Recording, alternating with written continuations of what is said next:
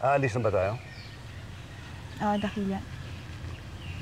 Sana magtagumpay si Bagu sa pagligtas kay Inay. Huwag kang mag-alala. Hindi sila pababayaan ng mahabaging bathala.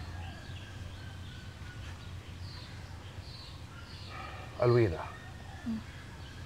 may isa pa akong gustong sabihin sa'yo.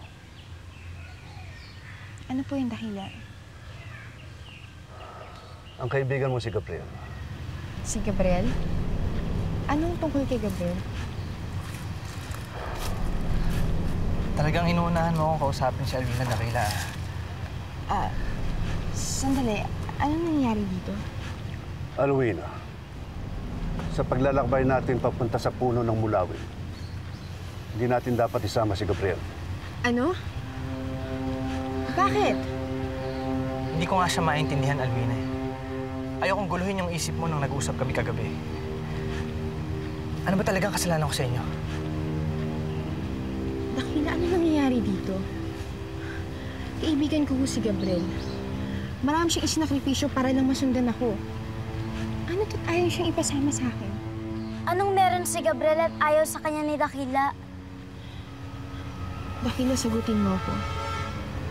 Anong dahilan sa pagtutol mo kay Gabriel? Alam mong iginagalang kita. Pero hindi ko maaaring basta-basta na sundin ang sinasabi mo na hindi mo na ipapaliwanag sa akin kung ba't ayaw mong ipasama sa amin si Gabriel. Mahirap ipaliwanag, Alwina. Pero hindi ko makuha sa loob ko na magtiwala sa kanya. Mahirap pagkatiwalaan. Dakila, kilala ko si Gabriel. Mula pagkabata pa lang magkaibigan na kami. Ilang beses niya napatunayan sa akin ang katapatan niya. Hindi biro mga pinagdaanan namin, Dakila.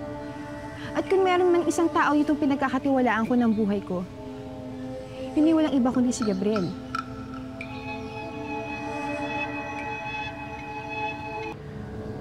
Pero hindi ko makuha sa puso ko na magtiwala sa kanya. Nakikita kong kakaiba ang dugong nananalaytay sa mga ugat niya. Walang galang na ho. Pero kailan lang ho tayo nagkakilala, Dakila. At wala ho kayong karapatan na husgahan ng pagkatao ko. Nang hilingin niyo sa akin na pagkatiwalaan si Kuwak at Tuka, nahirapan ako. Pero binuksan ko ang isip ko dahil nakiusap kayo sa akin. Ngayon ako naman na makikiusap sa inyo. Sana pagkatiwalaan niyo si Gabriel.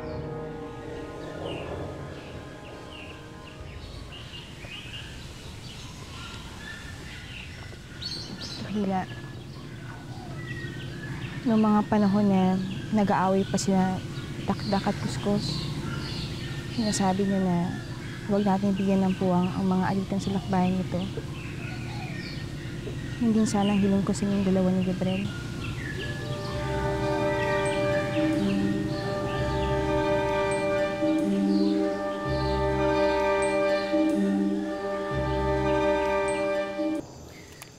Napagtanggol mo ako kay Dakila. Salamat, Alwina. Hindi ko lang talaga maintindihan kung bakit gano'n na lang init ang dugo niya sa'yo. Hindi mo na naitatanong. Nagkita na kami dati ni Dakila sa Tierra Fuego. At nabanggit niya na sa akin yung tungkol sa dugo na nalaytay sa akin. Hindi ko naman siya maintindihan.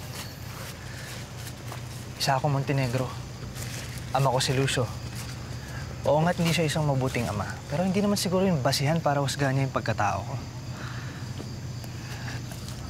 Ano sa dugo ko o sa pagkatao ko o sa nakaraan ko yung naging basihan niya?